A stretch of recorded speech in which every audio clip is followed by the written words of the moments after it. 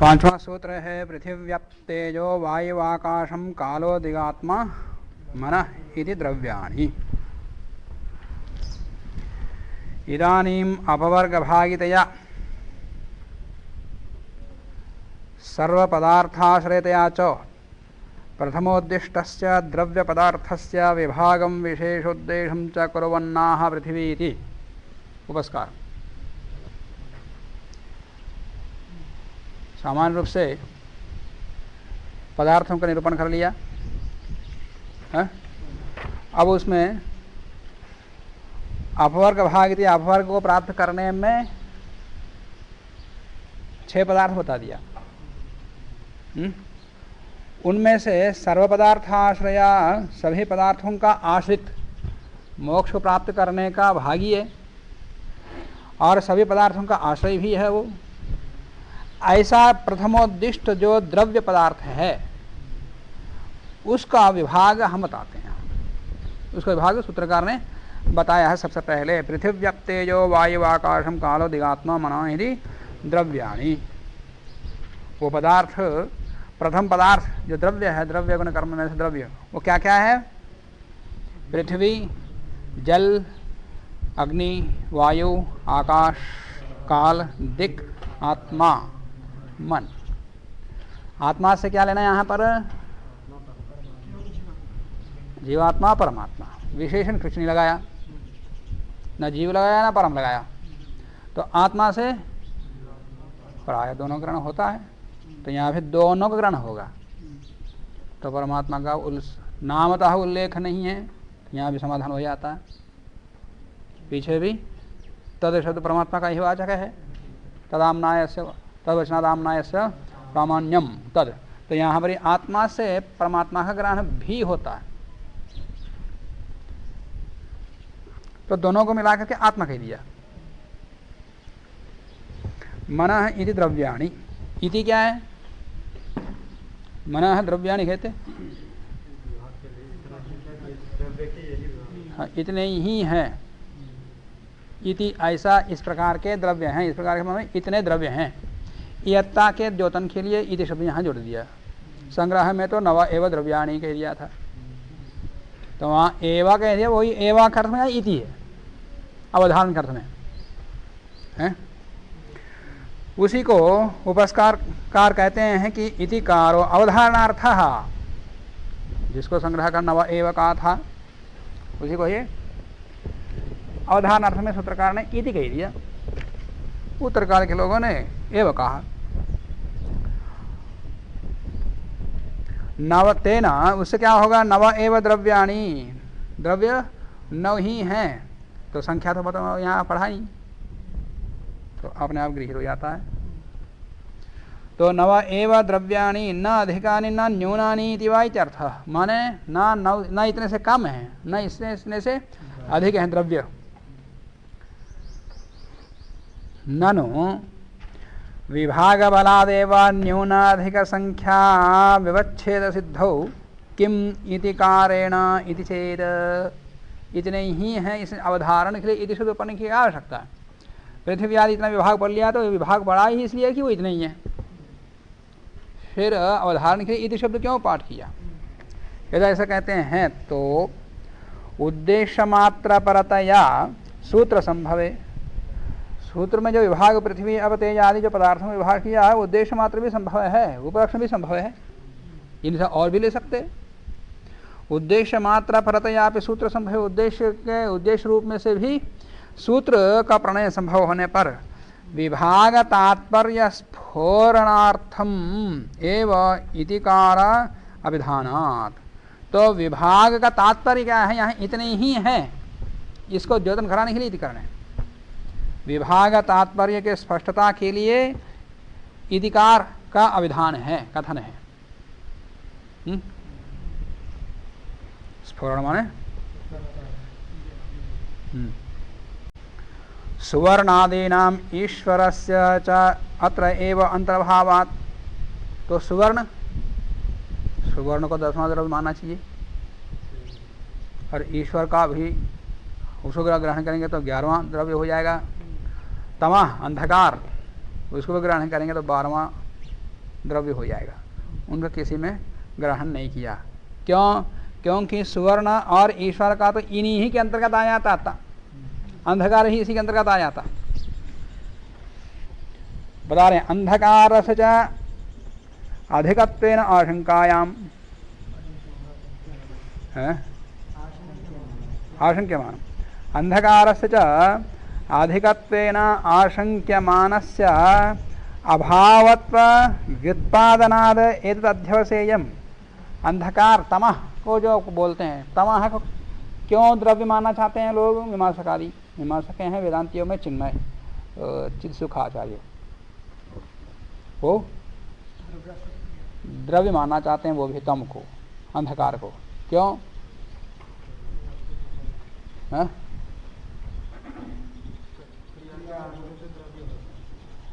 हाँ, श्यामः कृष्णो वा तमः चलति, तो वहाँ तमः अंधकार काला है, गुण का आश्रय हो गया, चलति क्रिया का आश्रय भी हो गया।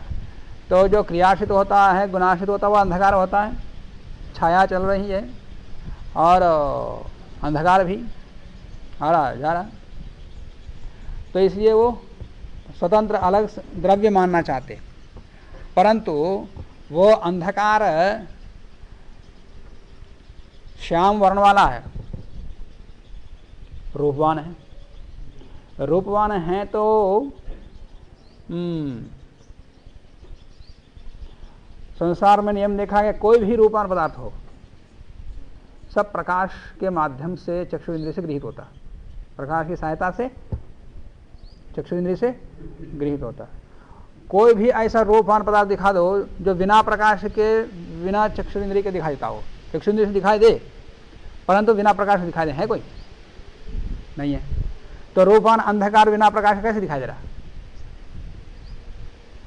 यदि अंधकार को रूपवान मानते हो तो वो प्रकाश के माध्यम से दिखाई देना चाहिए चक्षु इंद्रिय से, तो प्रकाश आने के बाद अंधकार रहता तो दिखता नहीं, इसमें उसका रूप ही नहीं है।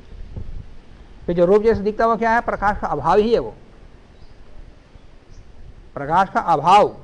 यहाँ छाया, वहाँ धूप, प्रकाश आ रहा है, वहाँ कुछ आड़ा रख दिया, हाथ ही रख दिया, उसकी छाया इधर आई, तो प्रकाश का आवरण हुआ वो। और जो क्रिया है, आवरक के क्रिया से छाया में या अंधकार में क्रिया हो रही है। जो अंधकार है वो भी क्या है? वो भी क्रिया ही तो है। किसकी क्रिया? आवरक की क्रिया। कौन है आवरक? सूर्य पीछे चला गया और उसको प्रकाश इधर पड़ ही नहीं रहा, तो इसके पीछे नहीं पड़ रहा है। इसका मतलब यह है कि जो भी अब आवरक, वो सूर्य का प्रकाश उस तरफ हो गया, अब इधर का भाग आच्छादित हो गया। तो सामान्य से उदाहरण में जैसे कोई भी प्रकाश, यहाँ धूप आ रही है, प्रकाश आ रहा है सूर्य का, तो वहाँ पुस्तक को रख दिया, इधर प्रकाश नहीं है, छाया, हाँ ऐसा हटाते जाओ और छाया भी हटती जाती साथ साथ में। हम चल रहे हैं तो हमारी छाया भी चल रही है, तो वैसे ही अंधकार भी वैसे ही है। तो आवरक के क्रिया के कारण से उसमें क्रिया है, उसमें कोई स्वतंत्र क्रिया नहीं है। हम यहाँ खड़े, हमारी छाया चली जाए को, यदि उसको क्रियावान हो तो, यदि रूपवान है तो प्रकाश से देखो उसको। इसका मतलब वो कोई स्वतंत्र अस्तित्व उसका है नहीं। तो वो कह रहे हैं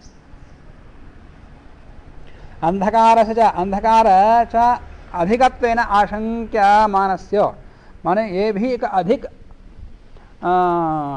द्रव्य है। इस प्रकार की आशंका किए जाने पर अभावत्व व्युत्पादनाद, अभाव से ही मतलब प्रकाश के अभाव से, प्रकाश के अभाव से ही इसका समाधान जान लेना चाहिए। एतद अध्यवसेयम्, संक्षेप में बता दिया।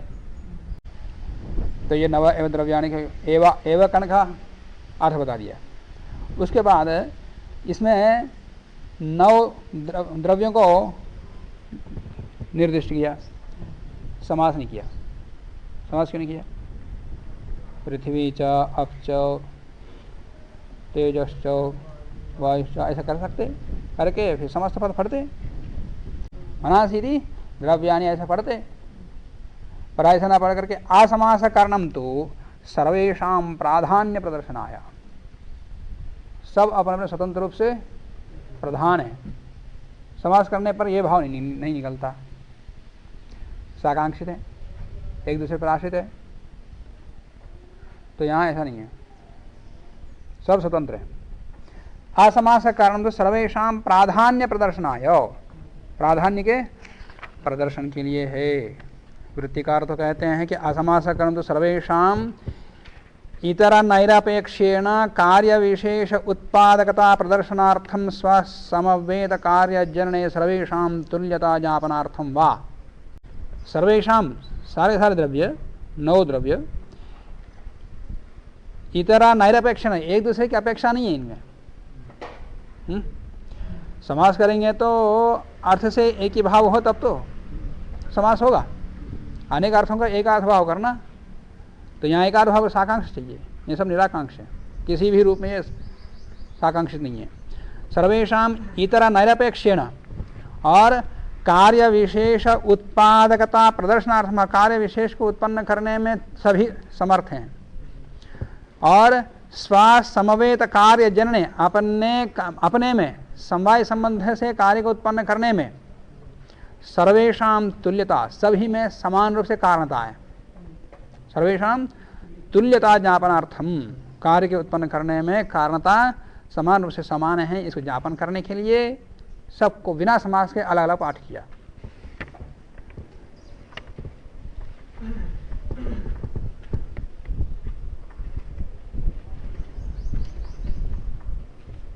न च विभाग बलादेव, वहीं आगे कह रहे हैं, उसको भी देख लो।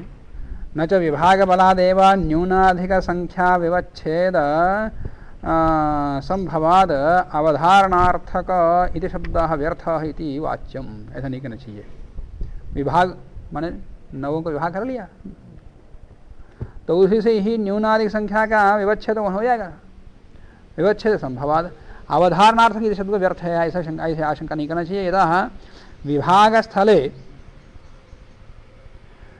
अवधारणवाचक पद असत्वे मान एवार्थक इति आदि शब्दों के न रहने पर, प्रयोग न करने पर अध्याय से करना पड़ेगा। फिर समाधान के लिए अधिक नहीं है इस अर्थ को बताने के लिए फिर अध्याय से करना पड़ेगा। तो अध्याहारेण एव न्यूनाधिक संख्या विवच्छेदो बोध्यते, तो उस अर्थ का अध्याहार से करना पड़ता। अत्र तो अध्याहारम विना एव, परंतु सूत्रों में अध्याहार करना ही नहीं। सूत्रार्थ करना हो तो जितना पढ़ा उतनी से अर्थ निकालना। यदि अध्याहार करें तो आचार्य के संकेत हो तो कर सकते हो, नहीं तो नहीं। अध्याहारम विना तादृश विवच्छेद बोधार्थम एव मुनिना इति शब्दो अभिहितः इति ध्येयम। तो बिना अध्याहार के अर्थ करना चाहिए, इस ओर संकेत करने के लिए ही आचार्य ने इति शब्द को पढ़ा। इसे पीछे भी आया प्रसंग अध्याहार के विषय में, पढ़ा देखा। पहले सूत्र के व्याख्यान में पृष्ठ 5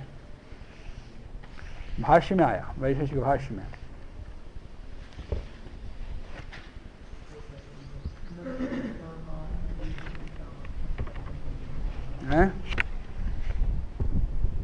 तत्र लोके येषु अर्थेषु यानि प्रसिद्धानि पदानि तानि सति संभवे तदर्थानि एव सूत्रेषु अपि मंतव्यानि।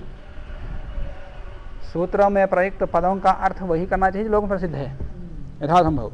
लोके येषु अर्थेषु यानि प्रसिद्धानि पदानि तानि सति संभवे, उस प्रसिद्ध अर्थ के संभव होने पर तदर्थानि एव सूत्रेषु मंतव्यानि, उन्हीं अर्थों को ही सूत्रों में भी वही अर्थ जान लेना चाहिए। न तो अध्याहार आदि भी, अध्याहार आदि के द्वारा येषाम अर्थः परिकल्पनीय, इनका अर्थ परिकल्पना नहीं करना चाहिए। अध्याहार करके फिर उसकी पुष्टि के लिए इसका अर्थ तोड़ मरोड़ कर दो। परिभाषितव्यो वा, या उसको परिभाषित करो, इसका अर्थ यही है। अकस्मात अभिप्राय भेदापत्ते है, नहीं तो फिर सूत्रकार के अभिप्राय भेद हो जाएगा। अध्याहार करके फिर पठित शब्दों का अर्थभेद कुछ तोड़ मरोड़ करोगे, विपरीत करोगे। एवं खलु अन्यः अभिप्रायः तंत्रकर्तुः अभिप्रायात् प्रवक्तुः आपद्येतो। तो इस प्रकार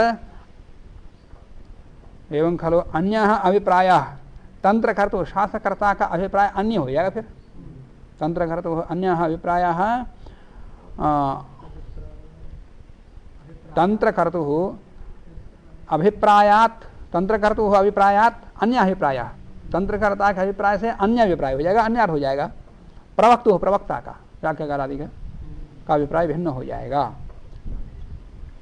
तच्च अनिष्टम, वो ठीक नहीं है, ऐसा उन्होंने भी कहा। क्यों कहा है? कोई सूत्रकार ने स्वयं इति शब्द से विभाग से ही हो सकता है, पर एवार्थ अध्यास से करना पड़ेगा, व्याख्याकारों को इस प्रकार अध्यास करना ना पड़े, इसलिए सूत्रकार ने स्वयं इति ऐसा पढ़ा है। उपस्कार असमासकरणम तो सर्वेषां प्राधान्य प्रदर्शनाय लक्षणम एतेषां तो वैधर्म्यावसरे, माने साधर्म्य वैधर्म्य के आधार पर जब इनका लक्षण करेंगे वहाँ पर सूत्रकृत एवं दर्शयिष्यति, इनका लक्षण तो सूत्रकार ही बताएंगे। यदि यहीं पर जाना हो तो भाष्य पढ़ लेना, इनका स्वरूप जाना हो तो भाष्य को पढ़ लेना। सूत्रकृत एवं दर्शयिष्यति ननु। अब सुवर्ण के विषय में आ गए। सुवर्णम न तावत पृथ्वी, तो सुवर्ण का अंतर्भाव कहाँ होगा? तम का तो अभाव से ही निरूपण जान लेना चाहिए। कहा सुवर्ण का न तावत पृथ्वी, पृथ्वी नहीं कह सकते, क्यों? निर्गंधत्वात्, सुगंध नहीं है सुगंध में, वो सोना में, सोना में सुहागा जैसा कहते लोग, सोना बड़ा सुंदर है परंतु सुगंध नहीं है, माने कोई काम बड़ा बढ़िया किया जैसे सुगंध सुवर्ण है, पर उसके अंदर और ये जोड़ देते ना तो सोना में सुगंध जैसा होता। न जलम, तो सुवर्ण जल भी नहीं है। स्नेह सांसिद्धिका, स्नेह सांसिद्धिका द्रवत्व शून्यत्वात्, यदि वो जल के अंतर्गत होता, कब होता जल के अंतर्गत? यदि सांसिद्धिक द्रवत्व रहता, द्रव्यत्व रहता, द्रवत्व यदि सांसिद्धिक मान स्वाभाविक द्रवत्व रहता तो जल के अंतर्गत कर सकते हैं, पर यहाँ अग्नि में वो भी बड़े तीव्र अग्नि में तपाने पर वो पिघलता, फिर तब द्रवत्व उसके अंदर आता, पर वो कृत्रिम है, सांसिद्धिक नहीं है, स्वाभाविक नहीं है। तो सांसिद्धिक स्नेह सांसिद्धिक द्रवत्व के शून्य होने से जल के अंतर्गत भी नहीं हो सकता। न तेजा, तेज के अंदर भी नहीं कर सकते, क्यों? गुरुत्ववत्वात्, भारीपन है ना उसके अंदर, सोने में तो अंदर भारीपन है, तो भारीपन के कारण से अग्नि के अंदर नहीं कर सकते स्वर्ण को, क्यों? गुरुत्व किस किस में रहने वाला है? पृथ्वी अप, जल, पृथ्वी और जल में ही रहने वाला, और किसी में भार नहीं है। भार होता तो अग्नि ऊपर में जाकर के नीचे आती, वायु का में त्रिका मन है तो फिर अधोगमन होता। तो भारीपन गुरुत्व तो केवल पृथ्वी और जल में ही, और किसी में है ही नहीं, जबकि सोने में गुरुत्व है, तो उसके अंदर अग्नि के अंदर भी नहीं कर सकते। अतः है वह ना वायु, माने गुरुत्व के अभाव से वायु भी नहीं है, आकाश भी नहीं है, काल भी नहीं है, आगे के सब। अतः है वह ना वायु हो ना वह कालादि, न वायु है, न आकाश है, न काल है, न दिग है, न आत्मा, न मन है, तो गुरुत्व है ही नहीं। तो गुरुत्व का ना होने से वायुवादी का सबको निराकरण हो गया। अब सुवर्ण को किस में रखोगे? किसी में नहीं रख सकते, इसमें तो स्वतंत्र मानो, फिर अलग द्रव्य मानना पड़ेगा, काल आदि। ततः नवभ्यः भिद्यते, इसलिए नव से ये अलग ही है।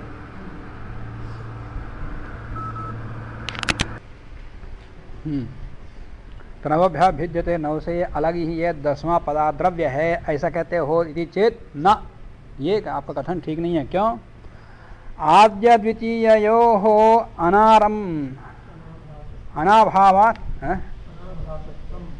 अनाभासत्वम्, क्यों? सुवर्ण को पृथ्वी के अंदर, पृथ्वी का भास नहीं है, द्योतन नहीं है, और अब माने जल का आभास भी नहीं है इसके अंदर, माने पृथ्वी तत्व नहीं है और जल तत्व भी नहीं है। आद्य द्वितीय, आद्य माने पृथ्वी, द्वितीय माने जल, इनका आभास इसमें नहीं है सुवर्ण में, इसलिए इन दोनों में अंतर्गत नहीं कर सकते सुवर्ण को। तृतीय का तो स्वरूपा सिद्धत्वम, तृतीय में माने वह्नि में, तेज में इसका अंतर्भाव हो सकता है, पर आपने जो दिया है दोष गुरुत्व कारण से वह्नि के अंदर नहीं कर सकते, वो स्वरूपासिद्ध है। तृतीय से स्वरूपासिद्धत्वम, क्यों? तृतीय माने गुरुत्व दोष, तृतीय से माने गुरुत्व दोष से स्वरूपासिद्धत्वम, क्योंकि सोने के अंदर जो भारी है, भारीपन है, गुरुत्व है, वो पृथ्वी के मिश्रण के कारण से, पृथ्वी तत्व के मिश्रण कारण से, परंतु है तेज द्रव्य, द्रव्य है तो तेज, परंतु उसके अंदर पार्थिव तत्व के मिश्रण के कारण से उसमें गुरुत्व आया, धरती से निकलता हो सोना सुवर्ण, वहीं निर्माण हुआ, पर है अग्नि तत्व, पर अग्नि तत्व का अंदर पृथ्वी तत्व मिलने पर सुवर्ण बना वो, इसलिए भारीपन है। तो इसलिए स्वरूपासिद्धत्वम या न तेजा गुरुत्ववत्वात्, जो आपने हेतु दिया ना, वो स्वरूपासिद्ध नाम का हेत्वाभास है, वो स्वरूपासिद्ध का हेत्वाभास है ना। तो गुरुत्ववत्वात् जो आपने कहा स्वरूपासिद्ध हेत्वाभास है। ततः परम, उसके बाद जो आपने वायु के अंतर्गत नहीं हो सकता, आपने कहा वायु आदौ, आगे वायु आदि में तथा अतः एवं कहा था, अतः एवं ना वायु आदौ या ना वायु ना कालादु कहा है, उन सभी में जो उसने दिया गुरुत्व के ना होने के कारण से, वो सब तथा परम सिद्ध साधनम, यह भी सिद्ध साधन है, माने सिद्ध को साधन बना दिया, समाधान हो चुका है, फिर इसको साधन साध्य बना रहे हो, तो ये भी हेत्वाभासी है।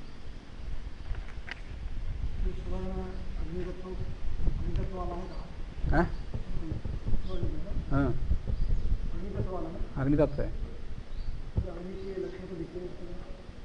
कोई विशेष चर्चा आगे आएगी।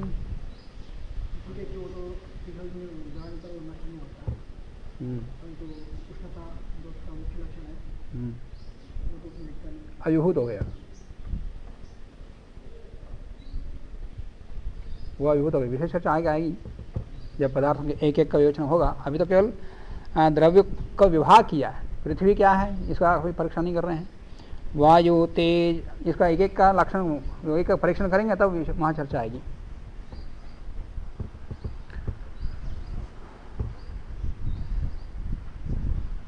तथा परम सिद्ध साधनम, तो सिद्ध कोई साधन बना दिया आपने, साधन माने हेतु, सिद्ध को ही हेतु बना सकते कोई, हेतु हो स्वरूपासिद्धश्च, स्वरूपासिद्धिश्च, तो हेतु ये स्वरूपासिद्ध हेत्वाभास हो जाएगा। साधयिष्यते च सुवर्णस्य तेजसत्वम, आगे कह रहे हैं, इसलिए ज़्यादा शंका अभी मत करो, इसकी विशेष चर्चा हम आगे करेंगे। साधयिष्यते च सुवर्णस्य तेजसत्वम, सुवर्ण तेज क्यों है, फिर उसमें भारी कहाँ से जो बता दिया उसका समाधान बता दिया, शेष विशेष चर्चा हम आगे करेंगे।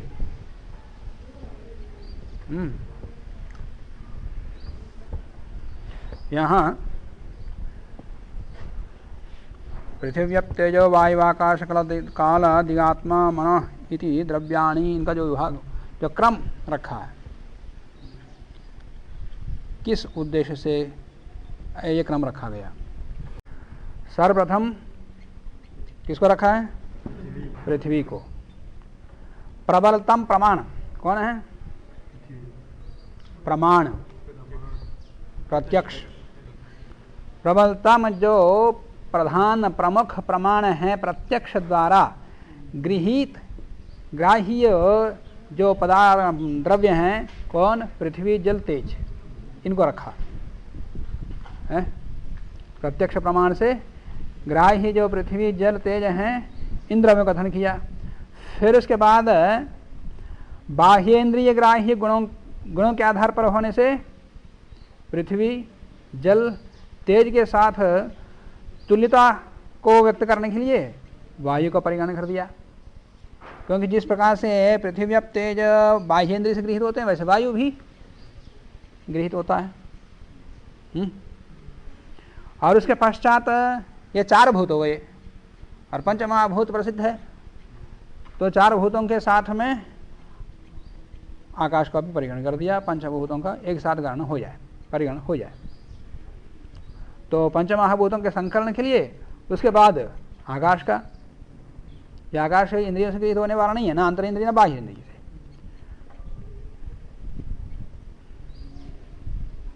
और उसके बाद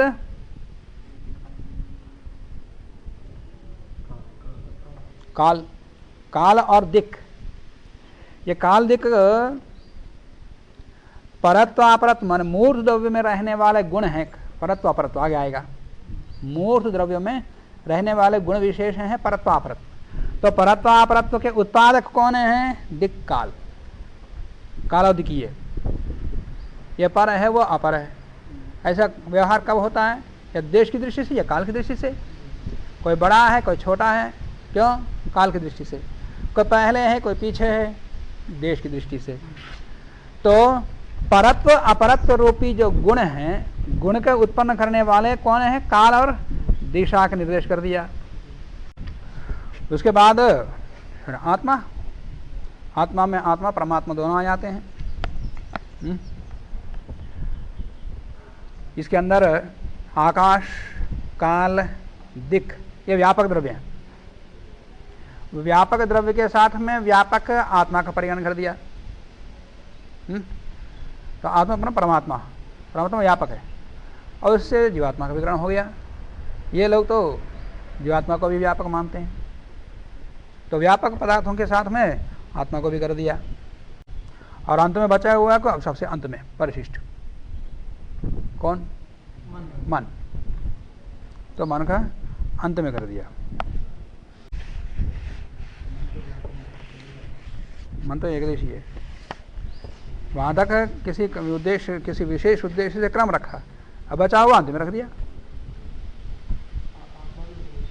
है?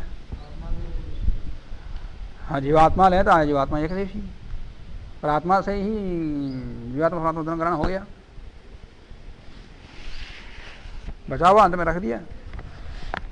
अच्छा, एक ही तत्व है वो भी। भाष्य में एक विशेष बात है 19वें पृष्ठ में,